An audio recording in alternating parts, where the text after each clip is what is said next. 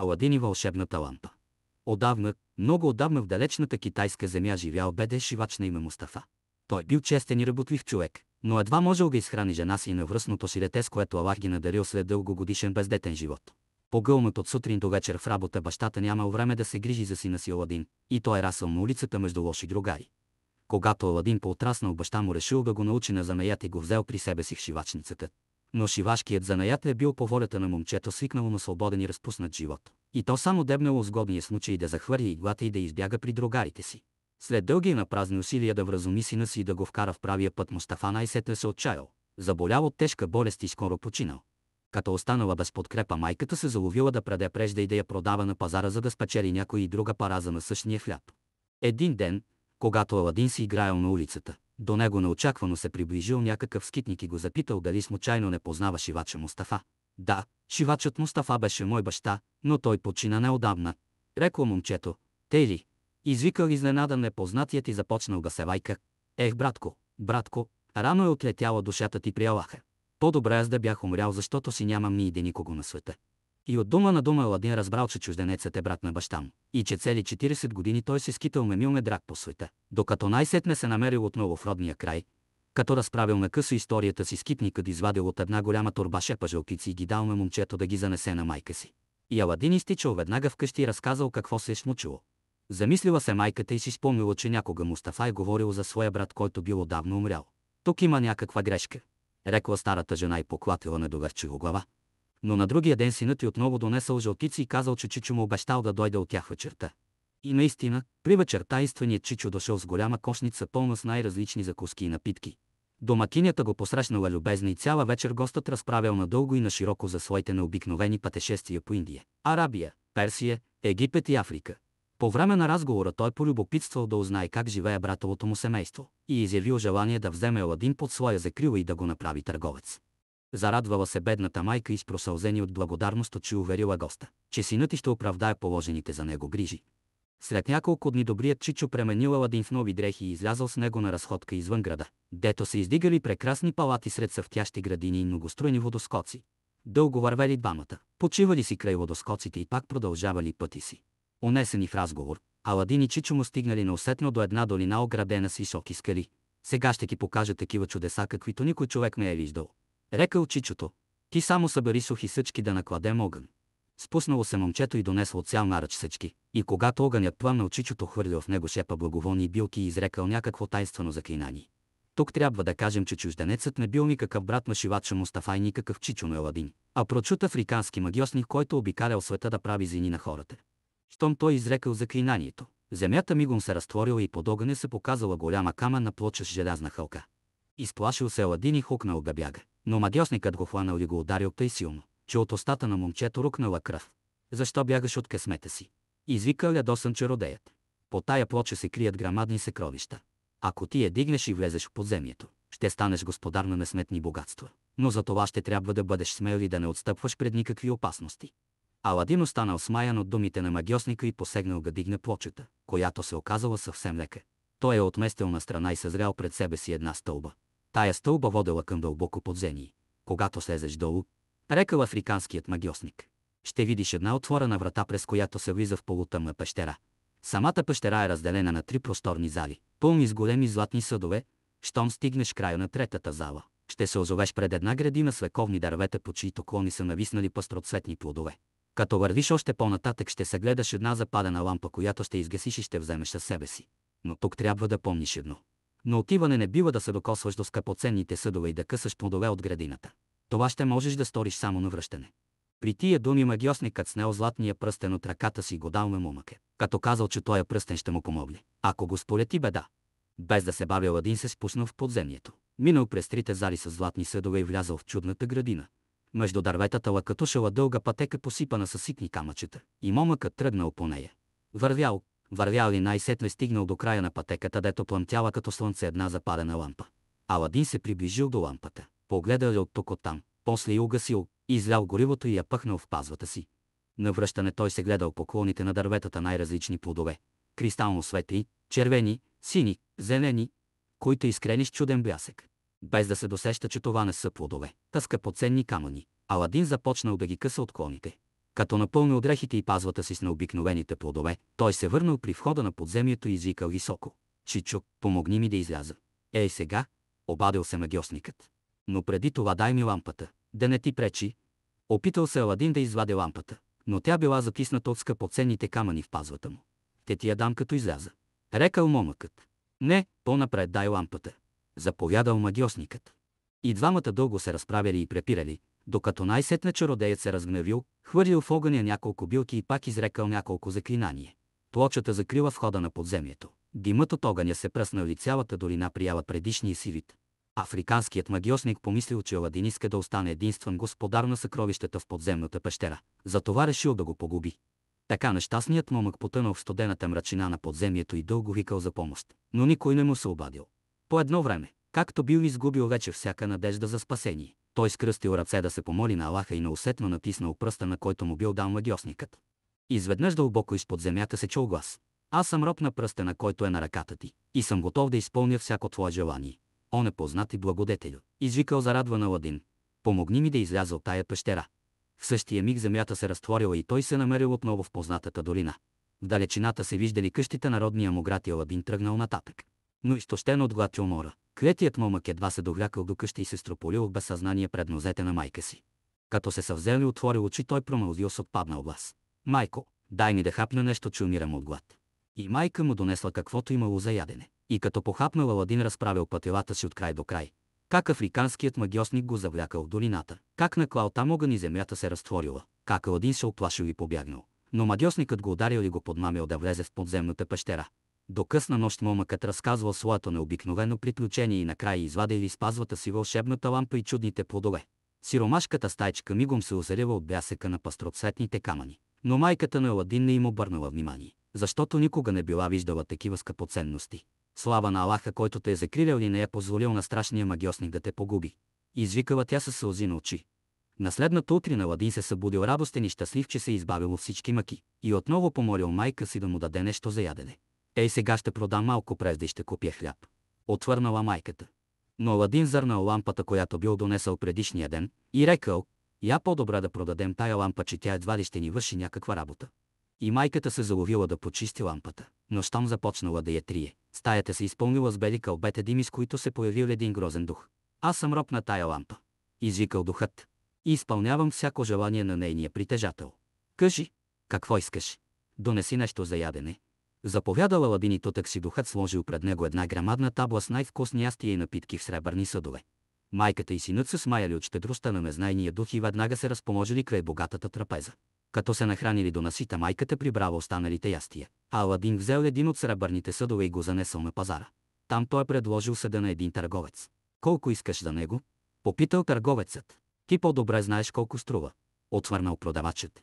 Хитрият търговец разбрал, че момъкът не знае цената на стоката си, и затова му дал една жълтица. Аладин път помислил, че е продал сребърния съд на добра цена, и си отишъл доволен вкъщи. След няколко дни, когато от жълтицата не останало нищо, Аладин занесъл на същия търговец още един съд. Така постепенно той продал всички сребърни съдове и голямата табла, за която получил 10 жълтици, защото тя тежала колкото 10 съда. Веднъж, като взел пак за продан един съд, Аладин минал край дюкяна на друг стар търговец, който бил известен като честен и добър човек.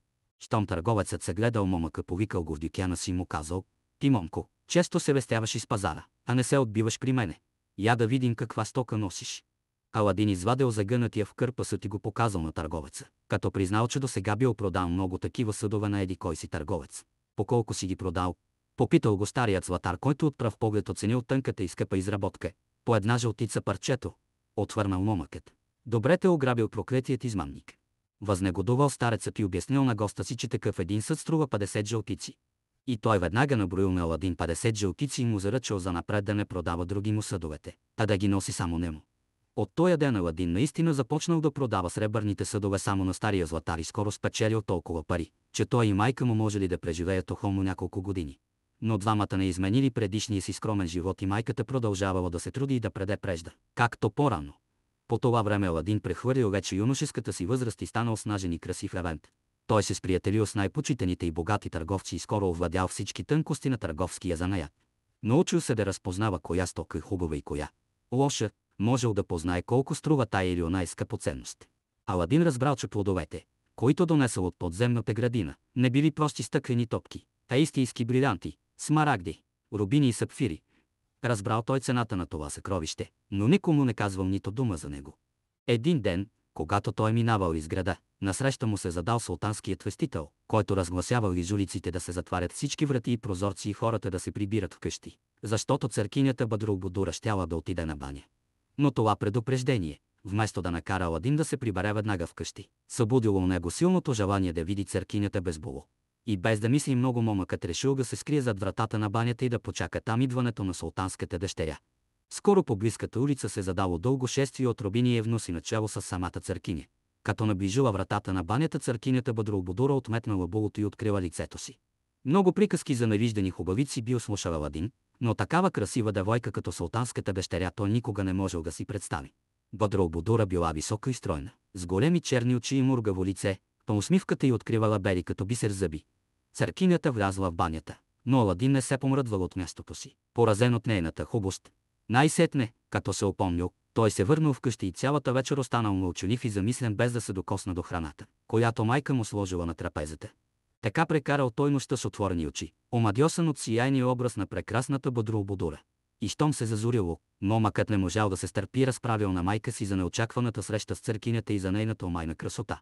Цяла нощ, майко, съм мислил и премислял и най-после реших ти да се явиш при султана и да поискаш дъщеря му за моя жена. Рекал синът: какво приказваш? Извикал изумена майка му: та ти си сина беден шивач, а тя е султанска дъщеря. Ако не се оженя за нея, ще умра. Настоявал синът. Иди, майко, при султана и не ме оставя и да погина от мъка. Нямало що да прави. Отстъпила майката пред молбите и увещанията на едничкото си чедо и се съгласила да отиде в палата. Но как ще се яви при султана с празни ръце? Щом иска дъщеря му за снаха, ще трябва да поднесе по обичай някои скъпи дарове. Все ще се отсрамим някак. Успокоил я синът. Аз ще подаря на султана такива съкровища, каквито той никога не е виждал. И Аладин донесъл един златен съд, който бил получен по-рано от туха на вълшебната лампа, и го напълнил с скъпоценни камъни от подземната градина, засвяткали брилянтите, затрептели с разноцветни блясъци рубините, смарагдите и сапфирите. Пременила се майката в нови дрехи, взела златния съд, обвила го в бяло платно и се запътила към султанския палат. А по това време султанът, великият везир и придворните съветници били събрани на съвещание, та майката на Аладин трябвало да почака в едно широко предверие. Когато съвещанието свършило, султанът излязъл в предверието, но докато старата жена успея да му се представи, той се оттеглил в покоите си и повече не се е явил. За голямо огорчение на сина, майката се прибрала вкъщи без да изпълни поръката. Тя едва дочакала сутринта и пак се запътила към палата със златния съд в ръце. Ала и този път тя нямала късмет, защото отишла в неприемен ден и вратите били заключени. Още 6 пъти майката се явявала на празно в палата и най-сетне султанът погладил брадата си, рекал на великия везир: от няколко дни една жена седи смирено в предверието и държи в ръцете си нещо узито в кърпа. Какво ли я носи насам? Навярно е някоя просекиня, която е дошла да се оплаква и да безпокои с молбите си, ваше величество. Обяснил великият везир. Не ми прилича на просекиня, възразил султанът. Доведи я утре при мен, да разберем каква е работата.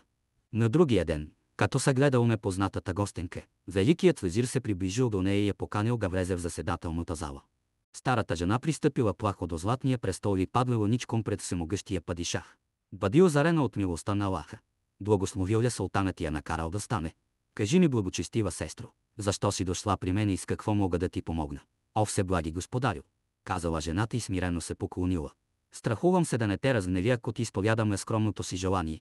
Султанът помислил, че гостенката иска да му повери някаква тайна, и затова заповядал на съветниците си да излязат, като оставил само везира. Готов съм да те слушам, рекал той, когато в залата останали само тримата. Тогава със смутен и разтреперан глас майката открила на султана горещото желание на своя син, който искал да се ожени за дъщеря му Бадрулбудура. Старата жена обяснила, че клетият момък ще умре от мъка, ако желанието му не бъде изпълнено, и че тя като майка решила да се яви пред всеблагия и милостив господар и да го помоли да спаси едничкото и чедо. Вместо да се разсърди от това дръзко предложение, султанът поклатил благосклонно глава и попитал жената какво държи в ръцете си. А тя без да продума, отвила златния съд и го сложила пред нозете му. Заслепен от изкрометния блясък на скъпоценните камъни, беловласият падишах се обърнал към великия везир и пошепнал на ухото му: аз мисля, че момъкът, който праща този дар, може да ми стане зет. Но великият везир отдавна искал да ожени сина си за църкинята Бадрулбудура, и за това също тъй шепнешком посъветвал султана да не бърза с решението си и да не обещава дъщеря си на незнайния момък. може да се явят по-достойни кандидати, които ще поднесат още по-скъпи дарове. Рекал той. И султанът послушал съвета на везира и казал на старата жена: твоят син ще трябва да почака 3 месеца, докато стъкмячи и за на дъщеря си. А до тогава нека Аллах дина добрите ни намерения. Доволно и щастлива от думите на султана, майката побързала да си отиде вкъщи и да зарадва сина си с хубавата новина. И Аладин наистина се почувствал най-честитият човек на света и с нетърпение започнал да брои дните до сватбата му с прекрасната Бадрулбудура. Един следобед към края на втория месец майката на Аладин излязла из пазара и останала много изненадана, като видяла, че дюкяните са затворени и къщите са украсени с цветя и знамена, а по улиците се разхождат конници с нагиздени коне. Какъв празник е днес? Попитала тя един познат търговец, който минавал случайно край нея. Мигър, ти не знаеш, че тая вечер султанът жени дъщеря си Бадрулбудура за сина на великия везир? Отвърнал търговецът. Царкинята отиде на баня и сега стражата я чака да излезе, за да я отведе тържествено в палата. Старата жена веднага изтичала от дома си и още от прага извикала за пахтяна. Султанът ни измами. До вечера целият град се готви да празнува сватбата на дъщеря му с сина на великия везир. Като остър нож прорязала тая новина сърцето на бедния Аладин, но той бързо се овладял. Отишъл в стаята си и като взел вълшебната лампа, отново я потъркал. И духът изкочил от белите кълбета дим и извикал: аз съм роб на тая лампа и изпълнявам всяко желание на нейния господар. Ето каква е молбата ми. Рекал Аладин. Тая вечер султанът жени дъщеря си Бадрулбудура за сина на великия везир. Когато младоженците се приберат в стаята си и заспят, дигни ги заедно с леглото и ги пренеси тук. Духът се изгубил и Аладин се притаил и зачакал да види какво ще стане. А сватбарската веселба продължила до късна нощ и по едно време гостите започнали да се разукиват. Оттеглили се и младоженците в приготвената за тях спалня и тъкмо когато се унасяли в сън, духът ги грабнал заедно с леглото и ги пренесъл в сиромашката къща на Аладин. Вземи младоженеца и го затвори в кошарата на двора, а утре рано го върни в леглото и пак го отнеси с жена му в палата. Заповядал Аладин, и духът дигнал везирския син и го затворил в кошарата. Щом останал насаме с църкинята, момъкът и признал голямата си обич и започнал да я уверява, че е готов да умре за нея. Но султанската дъщеря не разбирала нищо и мислела, че сънува. Цяла нощ тя намигнала от страх и все очаквала да се случи нещо лошо. Не по-добре прекарал нощта и везирският син, който премръзнал и изплашен се намерил призори в постелята при жена си. Като се развиделило съвсем, духът отнесъл отново младоженците в султанския палат. Те не разбрали какво става, защото не виждали духа и не чували гласа му, а само с ужас забелязали как леглото се движи и ги люлее като люлка. Когато слънцето озарило с очите си палата, султанът отишъл да навести младите съпрузи и да им каже добро утро. Но везирският син го усетил още преди той да влезе в спалнята и избягал посрамен и измръзнал в съседната стая. Както винаги бащата целунал дъщеря си по челото и я попитал как е прекарала нощта. Ала Бадрулбудура не казала нищо и от натъжените й очи закапали сълзи. Без да я разпитва повече, старият султан си излязал озадачен и побързал да сподели жена си лошото настроение на църкинята. Разтревожената майка веднага изтичала в спалнята и наистина видяла Бадрулбудура с пребледняло лице, разплакани очи. Какво ти, мила дъще? Да не си болна? Извикала оплашено султанката. Ах, майко! Въздъхнала дъщерята. Ако знаеш само какво ми се случи тая нощ, косите ти ще настръхнат от ужас. И Бадрулбудура разправила на майка си как през нощта някаква невидима сила отнесла брачното им легло в една бедна стайчка, дето я отделили от съпруга й, а на негово място довели някакъв непознат момък, който й казал, че я обича повече от всичко на света и че е готов да умре за нея. На разсъмване същата невидима сила върнала младоженеца в леглото и ги пренесла пак в палата. Като чула тая невероятна история, майката помислила, че Бадрулбудура е загубила ума си и рекла: добре си сторила, че не си казала нищо на баща си. Моля те, не дей говори и на другите за това, защото ще те помислят за луда. Ако не вярваш на мен, попитай тогава мъжа ми, настояла църкинята. Ще го попитам, казала майката, а сега се приготви да се явиш пред народа, който те очаква на градския площад и още няколко дни ще празнува твоята сватба. И султанката разпоредила на рубините да пременят дъщеря й в най-скъпите дрехи и да я изведат на площада. И когато Бадрулбудура се явила, на събраният народ е посрещнал с радостни викове. Сред думкане на тъпани и сирня зорни, на връщане към палата майката на невестата се приближила до младоженеца и го попитала дали е вярно това, което бълнува дъщеря й. Везирският син се престорил, че не я разбира, и я помолил да му обясни какво иска да каже. Бъбре си тъй, да се намеря на приказка. Отвърнала весело султанката, като разбрала, че зете не знае нищо. И докато веселбата продължавала под игривите звуци на тъпаните и зорните и нощният мрак се озарявал от пастроцветни огньови ракети, Аладин повикал духа на вълшебната лампа и му заповядал да доведе двамата знатни съпрузи веднага, щом те заспят. И чудото се повторило. Прибрали се младоженците в спалнята и едва затворили очи. Духът ги дигнал и ги пренесъл в стаята на Аладин, и везирският син пак трябвало да зъзне в студената кошара, а пред султанската дъщеря отново се явил чудният момък от предишната нощ. Призори съпрузите се озовали все те изплашени в палата. Но тоя път вече султанът решил непременно да узнае тайната и заплашил дъщеря си, че ще й отрежи главата, ако тя не му каже какво се е случило. Тогава Бадрулбудура със сълзи на очи разказала на баща си своите необикновени преживелици през последните 2 нощи. Като узнал какво е преживяла клетата му дъщеря, султанът започнал да я милва и дълго се мъчил да я успокои. След това се прибрал в стаята си и повикал великия везир: попитай сина си какво му се е случило тая и оная нощ, за да разберем дали е вярно това, което разправя дъщеря ми. Рекал султанът, когато везирът влязал при него. И великият везир намери сина си и му предал желанието на падишаха. Да, тия 2 нощи се случиха чудни неща, признал смутено синът. Църкинята е открила на баща си самата истина, но нейните мъки не могат да се сравнят с моите, защото аз изтърпях невиждани унижения. И като описал най-подробно преживените страдания и обиди, везирският син казал на баща си да помоли султана да разтрогне брака му с Бадрулбудура, тъй като занапред нищо добро не очаквало и двамата. За да избави сина си от по-нататъчни огорчения и тегила, великият везир отишъл при султана и откровено му разправил каква е работата, като го помолил да разтрогне брака заради доброто и спокойствието на самата църкиня. Това предложение се понравило на падишаха и той наредил незабавно да се прекъснат всички сватбарски веселби. Зачудили се хората и започнали да се питат какво се е случило и всякакви слухове се понесли из града. Само Аладин знаел истинската причина и тайно благославял вълшебната лампа.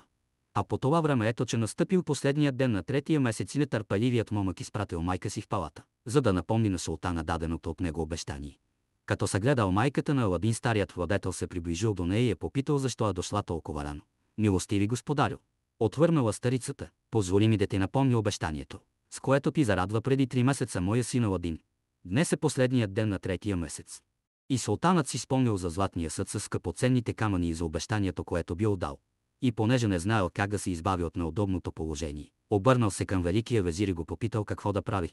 Поискай от сина и такива дарове, каквито той не ще може да ти даде. Посъветвал го везират. Тогава повелителят на правоверните навъси отчело в дълбок размисъл и рекал: моята дума надве не става, и каквото съм обещал, той ще бъде. Но дъщеря ми е свикнала на богат и охолен живот. За да спечели нейната обич и да я направи щастлива, Аладин ще трябва да изпрати 40 златни съда със също такива скъпоценни камъни, каквито ти донесене отдавна. Тия дарове ще трябва да се поднесат от 40 черни роби, съпроводени от 40 бели красиви левенти. Предай на сина си моите условия и ми обади дали ги приема. Натъжила се майката от тая алчност на султана, защото знаела, че Аладин не ще слезе отново в омагьосаната градина и не ще може да изпрати желаните съкровища. Но Аладин не се смутил от искането на падишаха и изпратил майка си да купи нещо от пазара. Когато тя излязла, той повикал духа на вълшебната лампа и го помолил за помощ. Султанът е съгласен да ожени дъщеря си за мен, казал момъкът. Само ако аз му изпрати 40 златни съда с скъпоценни камъни, които трябва да бъдат занесени в палата от 40 черни роби, а самите роби да се съпровождат от 40 бели красиви юнаци. Моля те, помогни ми да се оженя за султанската дъщеря. И още Аладин не изрекал желанието си. Дворът на тяхната къща се изпълнил с черни роби, всеки от които носил на главата си грамаден златен съд с алмази, рубини, смарагди и сапфири, а покрай черните роби сновели млади хубавци, облечени в най-разкошни дрехи.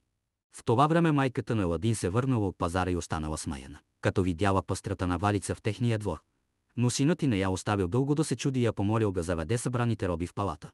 Наредили се робите в дълга върволица и до всеки черен роб си изправил бял момък. И така, наредени в 2 редици, пратениците потеглили към султанския палат за почуда и за наминувачите, които прииждали от всички страни и се трупали да гледат това необикновено шествие. Когато робите и техните придружници стигнали в палата, майката на Аладин се приближила до султана, поклонила му се до земи и казала: всемогъщи господарю, даровете, които ти праща моят син, не могат да се сравнят с добродетелите на прекрасната Бадрулбудура, но все пак Аладин се надява на твоето милосърдие и вярва, че ти ще изпълниш обещанието си.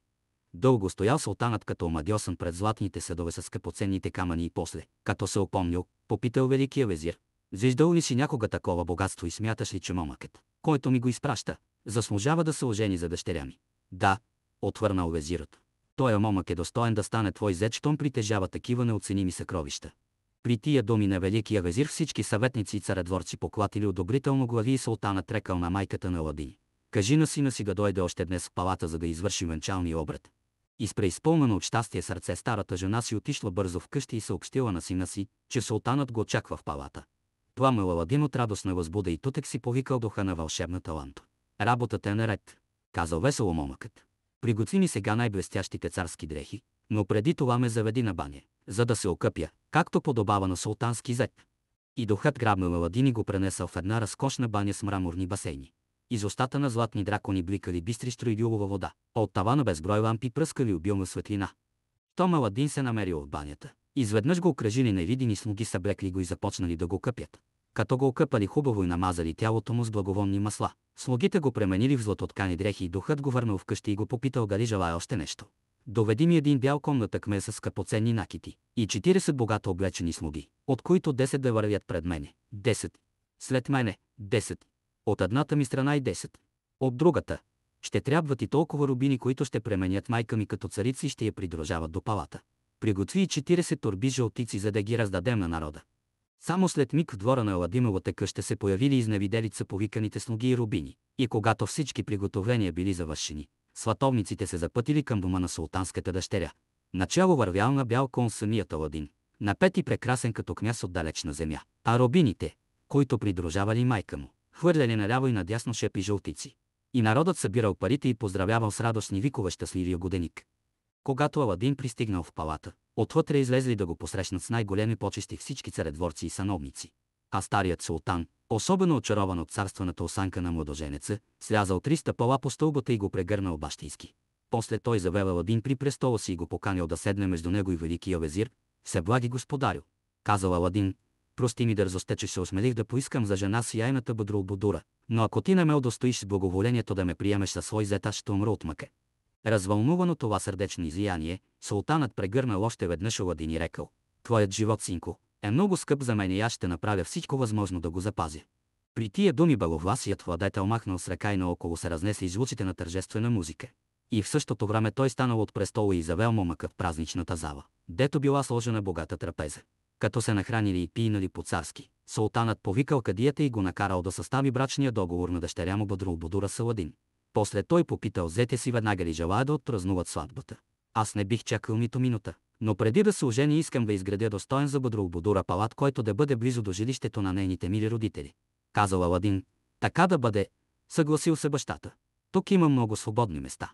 Избери си което ти хареса, и колкото по-скоро направим сватбата, толкова по-добре. Окрилен от неудържимия купнеш час по-скоро да се ожени за султанската дъщеря. Аладин се прибрал в бедната си къщурка, потъркал чудната лампа и щом духът се явил, казал му: до сега ти изпълни всички мои желания и аз съм ти много благодарен. Вярвам, че и този път не ще откажеш да построиш за бъдещата ми жена Бъдрулбудура такъв палат, какъвто никой не е виждал. И като казал това и посочил през прозореца мястото за строеже, Аладин си легнал и заспал. На сутринта още в зори духът го събудил и му рекал: господарю, палатът е готов. Ела да видиш дали ще ти хареса. И духът издигнал момъка и отлетял с него в новия палат. Гледа Аладин и не може да се начуди. Накъдето се обърнал, бясък и невиждана хубост слепявали очите му. Той обходил целия палат, минал из прохладните градини с бистроструйни водоскоци, надникнал в конюшнята, дето потраквали копита тънконоги и гриви жребци. Съкровищницата била натъпкана с пълни торби жълтици и безброй слуги сновели из разкошните зали и дотекнявали наредбата. Ала най-смаяно станал Аладин от просторната зала на горния кат на палата, която гледала на 4 страни с 24 прозореца, украсени с скъпоценни камъни. Такова чудо няма никъде по света. Извикал възхитен Аладин: само едно нещо липсва. От султанския палат тук ще трябва да се постеля килим, по който да мине царкинята Бъдрулбудура. И изведнъж между двата палата се опънал дълъг мек килим, извезан с пъстроцветни рисунки. Когато слънцето изгряло, Аладин се върнал у дома си, а край новия палат започнал да се трупа хиляден народ и да оглежда прехласнат това невиждано чудо. Скоро новината за неочаквано изникналата постройка стигнала и до ушите на самия султан, но той не се е изненадал никак, защото знаел, че бъдещият му зет разполага с несметни богатства и може да изгради за една нощ какъвто палат пожелае. И тъй, след като извършил всички останали приготовления за сватбата, Аладин проводил майка си да доведе невестата, както повелявал обичаят, а сам той се изправил в очакване пред вратите на новия палат, заобиколен от тълпазители и слуги. Не минало много време и в далечината се задала процесия, начало на която вървели султанската дъщеря и Аладиновата майка. Щом шествието минало по меки и килим и наближило палата, Аладин се отделил от свитата си и посрещнал невестата с дълбок поклон, като и казал: царкиню, да бъде благословена твоята лъчезарна хубост, която заплени сърцето ми, го озари с неугасима светлина. Добре дошла като дългоочаквана стопанка на моя дом, господарю мой. Отвърнала царкинята: аз изпълнявам волята на баща си и безкрайно е радостта ми да бъда твоя вярна съпруга, защото ти ми приличаш на оня момък, който ми се яви на сън и ми се заклева в вечна обич. След това Аладин целуна умезно по челото Бадралбудура, хванал я под ръка и я завел в празнично наредената трапезария. Щастливите младоженци седнали край богатата трапеза, която била потънала в цветя и блестяла от златни съдове, кристални чаши и белоснежни покривки. Когато и майката на Аладин заела отреденото й място на трапезата, че връстишноги рубини се спуснали да поднасят най-вкусни ястия, сладкиши и напитки и в същото време вълшебна музика огласила тържествената тишина на залата. Гощавката продължила до късно. Сред веселби и забави, в които участвали ловки фокусници и кръшни танцовачки с смийска снага. Едва към полунощ младоженците напуснали залата и се прибрали в приготвената за тях спалня. На сутринта Аладин се измъкнал тихичко от леглото, за да не събуди Бадралбудура. Облякал се в още по-хубави дрехи и като яхнал най-игривия жребец, отишъл при султана да го покани на угощение заедно с великия везир и най-знатните царедворци. Султанът приял с удоволствие поканата и потебил със свитата си за Аладиновия дом. И понеже новият палат се намирал наблизо, султанският кортеж скоро стигнал там. Старият падишах оглеждал очудено постройките, спирал се на всяка крачка и се любовал на най-малката дреболия. Като разгледал всички кътчета на палата, той е забелязал, че един от 24 прозореца в залата на горния кат не бил довършен. Защо този прозорец е останал недоправен? Попитал той озадачено зетия си. Нарочно го оставих недовършен, за да те помоля за помощ, та по този начин и ти да имаш заслуга в изграждането на палата. Отвърнал Аладин: благодаря ти за честа, която ми правиш. Казал султанът и заповядал на великия везир да намери най-изкусните златари, за да довършат прозореца. После всички влезли в голямата зала за угощение и се разположили край разкошната трапеза. Дошли младоженците с грейнали от щастие лица. Засвирила вълшебна музика. Притекли се сногите и започнали да носят в надпревара едно от друго по-вкусни ястия. Звъннали кристалните чаши за наздравица. Закипяло невиждано пиршество. На другия ден повиканите златари се явили при султана и той ги завел да видят недовършения прозорец в новия палат. Дълго разглеждали майсторите чудните прозорци, обсипани с скъпоценни камъни. Размервали ги и се съвещавали и най-сетне главният придворен златар заявил на падишаха, че от никъде не могат да се намерят такива скъпи камъни и материали за довършване на прозореца. Елате в моята съкровищница и си изберете каквото ви трябва. Рекал султанът на златарите, като си мислял, че неговите скъпоценни камъни ще бъдат остатъчни. Но работата тръгнала бавно и тежко и камъните все не стигали, та трябвало да се събират скъпоценности от везира и от останалите царедворци. Аладин, който знаел от по-рано, че султанът се е заловил с непосилна за него работа, най-после събрал майсторите и ги накарал да разторят всичко, що са направили, та скъпоценностите, да върнат на техните притежатели. И за няколко минути златарите унищожили това, което било постигнато с дълъг и упорит труд, и отишли наскърбени при падишаха, комуто разправили всичко. Слисано тая необяснима прищявка на своя зет, султанът заповядал веднага да му приготвят коня, за да отиде и да види с очите си какво е станало. А в това време по молба на Аладин духът на вълшебната лампа довършил прозореца и го украсил като другите прозорци с най-блестящи и редки алмази, смарагди, рубини, аметисти, тюркоази, сапфири. Кой направи това чудо? Извикал изумен старият владетел, като се гледа облесналия в многоцветно сияние прозорец. И когато Аладин му обяснил, че то е дело на собствените му майстори, султанът останал много доволен и възхвалял Аллаха, задето го е надарил с такъв славен зет. Минали няколко години. Аладин живеел спокойно и щастливо, почитан и обичан от целия народ заради великодушието и щедростта си. И той щял да се радва и занапред на този честит живот, ако африканският магьосник не си спомнил за него. Отначало магьосникът мислял, че Аладин е загинал в подземието, но после се усъмнил да не би момъкът да е открил тайната на вълшебната лампа и чрез нейната сила да е достигнал голямо благополучие. Обзет от това съмнение, злият чародей се заловил да врачува и да гадае и най-сетне отгатнал, че Аладин е жив и здрав, и че се е оженил за султанската дъщеря.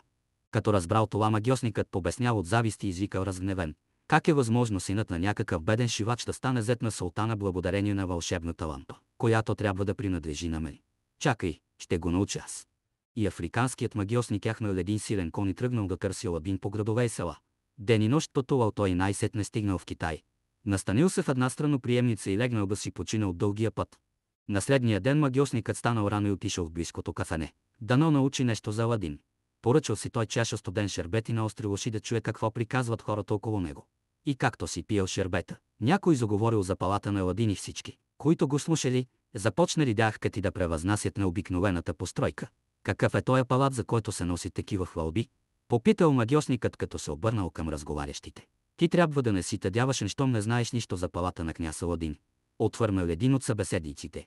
Да, аз ида чак отдалеч на Африка, дето още не е стигнала тая новина. И от дума на дума африканският магьосник узнал къде се намира палатът и как може да се отиде до него.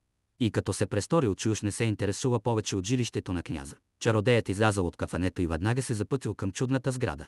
Щом стигнал там, той огледал внимателно палата и още веднъж се уверил, че тая постройка може да се изгради само с помощта на вълшебната лампа. Но къде е сега лампата? Ето кое смущавало и вълнувало магьосника. И той отново потънал в гадание и открил, че вълшебната лампа се намира в палата. Да, тя трябва да бъде моя. Извикал африканският магьосник и решил да задигне с хитрост лампата. А по това време Аладин бил заминал на лов и щял да отсъства няколко дни. Като научил, че той не е в града, магьосникът отишъл на пазара, купил цяла дозина нови и хубави лампи, сложил ги в една голяма кошница и тръгнал из улиците да ги продава. Давам нови лампи за стари. Давам нови лампи за стари. Завикал той, а хората го гледали очудено и го мислели за луд, защото не може ли да допуснат, че човек със здрав разум ще предлага нови неща срещу вевтории. И както обикалял той града и се провиквал, сподирен от закачките на уличните хлапета. Ето, че виковете му стигнали до ушите на църкинята Бадролбодура и тя изпратила една робиня да узнае каква е тая врява. Един луд човек разнася пълна кошница с нови лампи, които разменя за стари, и всички му се смеят. Съобщила робинята, като се върнала. Те ли? Обадила се друга робиня. Ами, че и ние имаме една стара лампа, която се търкаля на тавана и не ни служи за нищо. Я да вземем и да я сменим с нова.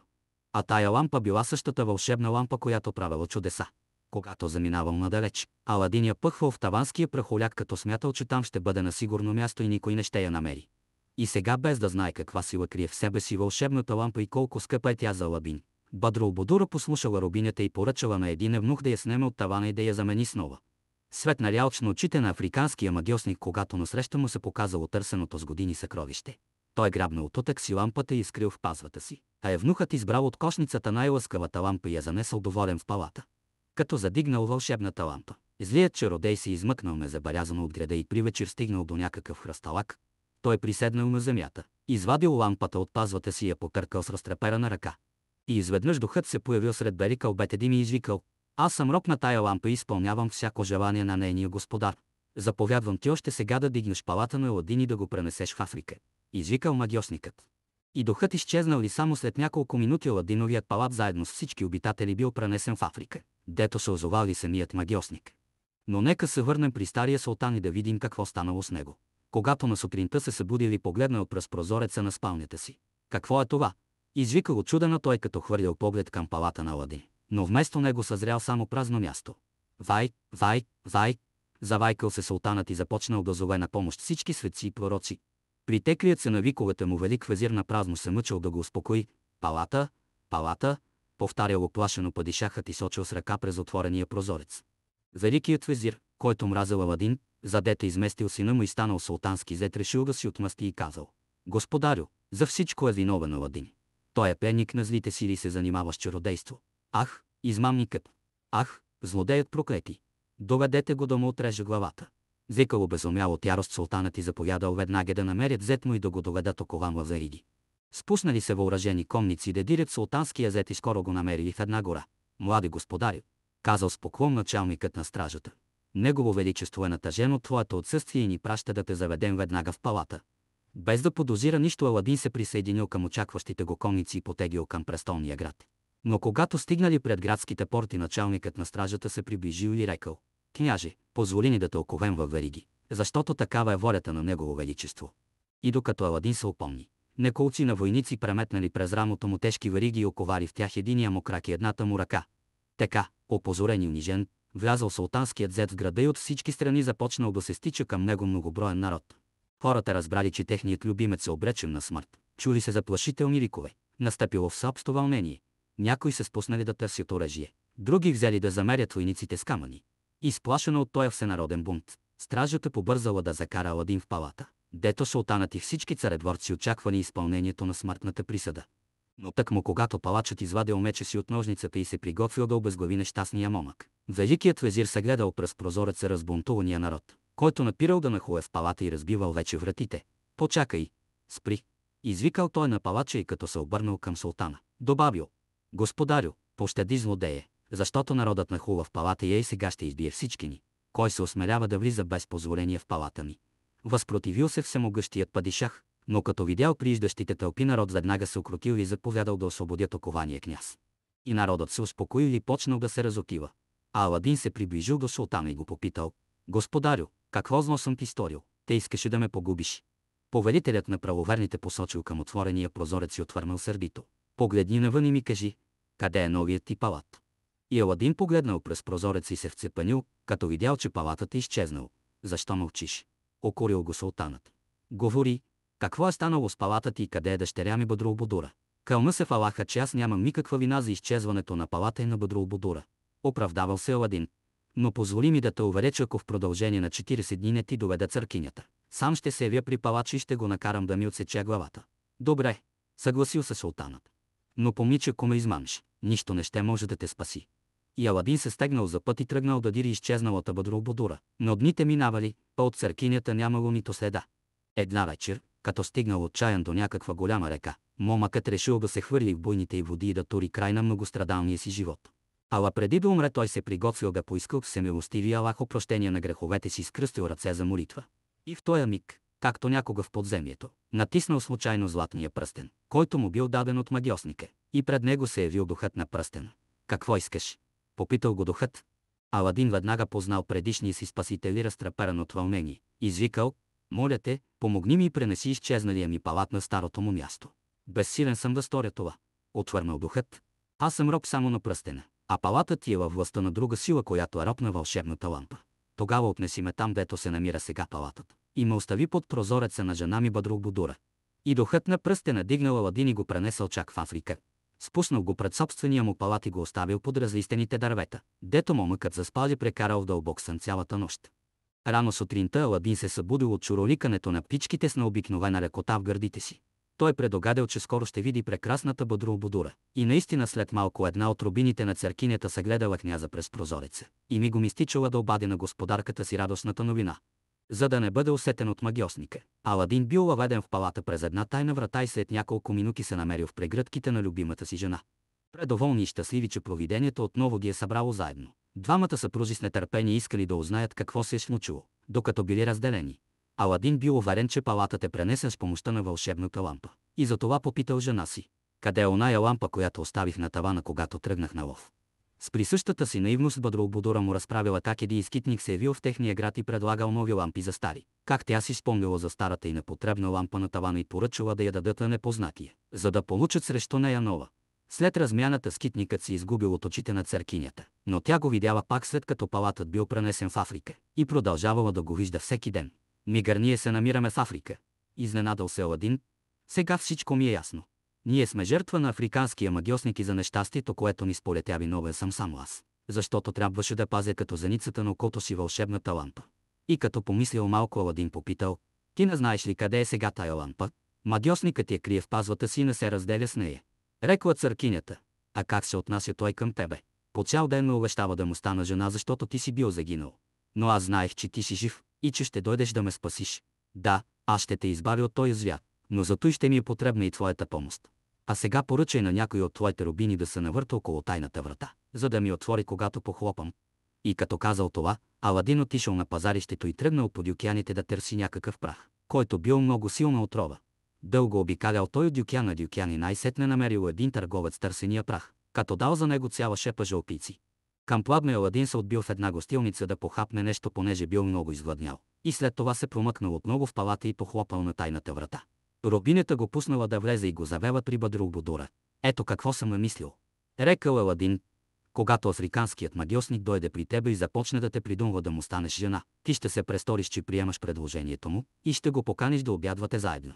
Щом седнете на трапезата, ще подхвърлиш, че уж много обичаш африканско вино. Магьосникът ще излезе да донесе пожеланото от тебе питие и в това време ти ще сложиш в твоята чаша и от тоя прах. Като се върне той в стаята, ти ще поемеш съда от ръцете му и сама ще налееш вино първо в твоята, а после в неговата чаша. След той ще кажеш, че по обичая на твоята страна искаш да си размените чашите. Можеш да бъдеш сигурна, че щом изпие виното, магьосникът ще бъде покосен от смъртта и ние ще бъдем спасени. Колкото и да ненавиждала злия чародей, Бадрулбудура се съгласила да изпълни Аладиновия съвет. Нагиздила се в най-блестящата си премяна и седнала на дивана да чака омразния гост. В обичайния час магьосникът наистина се явил и останал изненадан от странното държане на църкинята, която го посрещнала любезно и дори прелюбезно го поканила да седне. Не се очудвай на моята промяна, казала тя. След дълъг размисъл аз се убедих, че мъжът ми наистина е загинал и че няма вече от кого да очаквам подкрепа в живота. Съгласна ли си да се ожениш за мен? Попитал ме търпеливо мадьосникът. Да, отвърнала църкинята. И в знак на моето съгласие аз те каня да ми бъдеш гост на трапезата.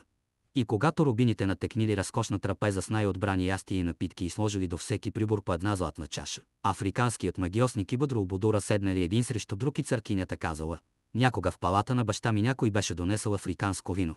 И до сега още не съм забравила благоуханния му дъх. Дали не може да се намери малко от това вино? Как да не може? Извикал магиосникът и скочил от трапезата. Аз имам 5 бъчви от същото вино и сега ще ти донеса да го опиташ. И чародеят излязъл бързо от стаята и в същия миг църкинята изсипала в своята чаша всичкия прах, който Аладин й бил дал. Скоро мадьосникът се върнал с пълна кана кърваво червено вино и пресегнал да я сложи на трапезата.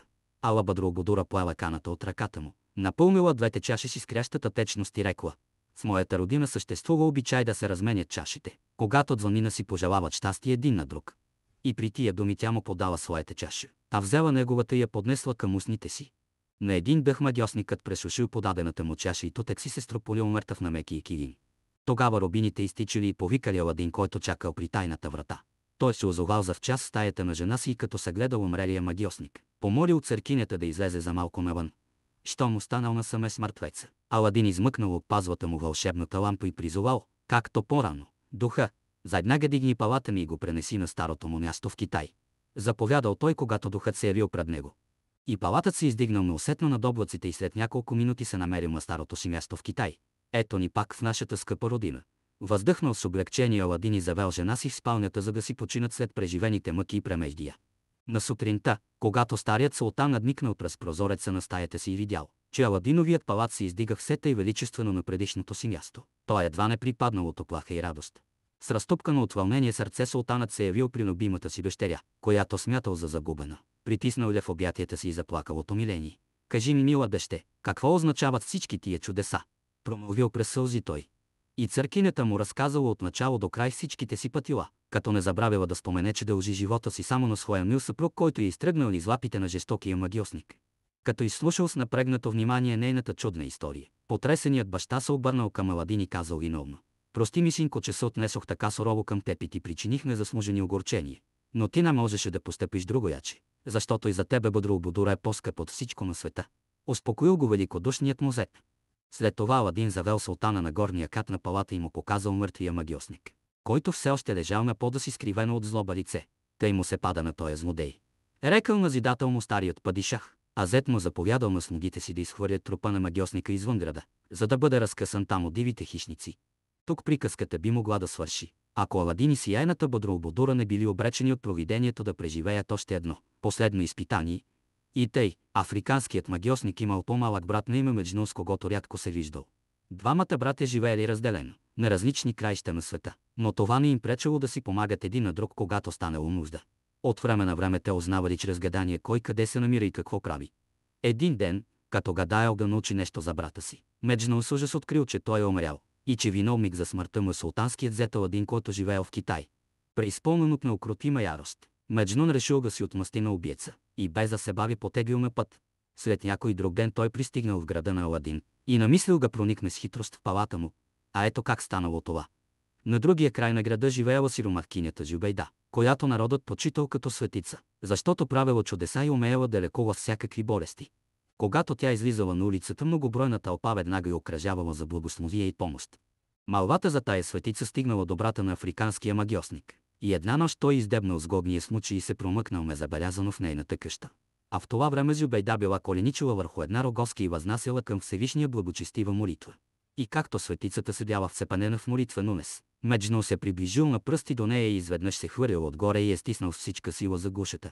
Като я удушил, без тя да успее дори да извика, злодеят я съблякал, взел дрехите й, а тялото й хвърлил в кладенеца на двора. На другия ден, преоблечен в дрехите на Зюбейда, магиосникът тръгнал из улиците и започнал да благославя народа, който се трупал наоколо. Така той стигнал до Аладиновия палат и Бъдроободура го забелязал от прозореца на стаята си. Коя е тая жена и какво иска този народ от нея? Попитала църкинята една от слугините си. Това е светицата Зюбейда, която раздава на народа благословие и изцеление от всякакви болести. Отвърнала слугинята. Бъдроободура отдавна била слушала за тая света жена и сега, като я видяла, изпратила да я повикат в палата. С дълбок поклон се явил Меджнун пред султанската дъщеря и я благословил щедри пожелания за здраве и щастие. Благодаря ти, света майко, за добродетелните слова. Дано Аллах чуе твоята благословие. Рекла смирено църкинята. И като заприказвали и се поразговорили, Бадрулбудура поканила светицата да й бъде гостенка за няколко дни. След това тя е развела да разгледа палата и предложила да поживее в богато наредената гостна стая на горния кат. Жубейда приела с радост поканата да остане няколко дни на гости. Тя харесала предложената й стая и казала, че всичко било много хубаво и че само едно нещо липсвало. Какво е то? Попитала Бадрулбудура. Стаята щеше да бъде още по-хубава, ако насред тавана й беше окачено яйце от птицата рока. Рекла гостенката. А тая птица каква е? О, тя живее много далеч и човек мъчно може да я види. Отвърнала светицата. Загнездила се в главата на църкинята мисълта за яйцето на чудната птица и вечерта. Когато Жубейда се прибрала да спи, Аладин се върнал от лов. Бадрулбудура му казала: можеш ли да намериш яйце от птицата рока, за да украсим с него тавана на гостната стая? Без да разпитва жена си отде е хрумнала тая странна прищявка. Аладин отишъл в стаята си, повикал духа на вълшебната лампа и му заповядал: донеси ми бързо яйце от птицата рока и го окачи на тавана на гостната стая. И при тия думи треснал изнавиделица страшен гръм. Палатът се разтърсил из основи, сякаш го разлюляло силно земетресение. Нещастнико! Разнесъл се гласът на разгневения дух. Не ти ли стигат ония благодеяние, с които те наделих досега? Та отгоре на всичко искаш да окачиш на тавана самия могъщ властелин на вълшебната лампа. Добре, че ти не си виновен за това безумно желание. Иначе от твоя палат нямаше да остане нито прашинка и всички вие щяхте да бъдете мъртви. И като изрекал това, духът обяснил, че в палата се е промъкнал магьосникът Меджнун, предрешен като светицата Жубейда, която той одушил предишната нощ и хвърлял в кладенеца. Духът казал още, че Меджнун бил дошъл да отмъсти за смъртта на брата си и да погуби Аладин и всички негови близки. Едва можал да се упомни Аладин от това неочаквано и страшно премежди, и когато при него влязла Бадрулбудура, той рекал: я повика изнахарката Жубейда да ми побае, че главата ми ще се пръсна от болка. И султанската дъщеря пратила да повикат гостенката. И след малко братът на африканския магьосник се явил преоблечен в дрехите на покойната светица. Поврачувай ни малко за здраве, казал Аладин и се престорил, че умира от главоболие. Меджнун се приближил и посегнал да извади ножа си, но Аладин го изпреварил, сграбчил го за ръката и в същия миг забил с всичка сила в сърцето му своя остър дамаски нож. Какво направи безумецо? Защо уби клетата Жубейда? Извикала ужасена Бадрулбудура. Това не е Жубейда, а братът на африканския магьосник, който беше дошъл да ни погуби. Отвърнал Аладин и открил забуреното сфередже лице на мъртвия чародей. С това последно изпитание се свършили всички беди и злочистини, и от тоя ден нататък Аладин и Бадрулбудура заживели щастливо и спокойно, окръжени от многобройна челяд. И когато старият султан умрял на престола, се възкачил достойният му зет Аладин. И Аладин управлявал дълги години царството с чудотворната помощ на вълшебната лампа. И народът го обичал и уважавал заради неговата мъдрост, благочестие и справедливост.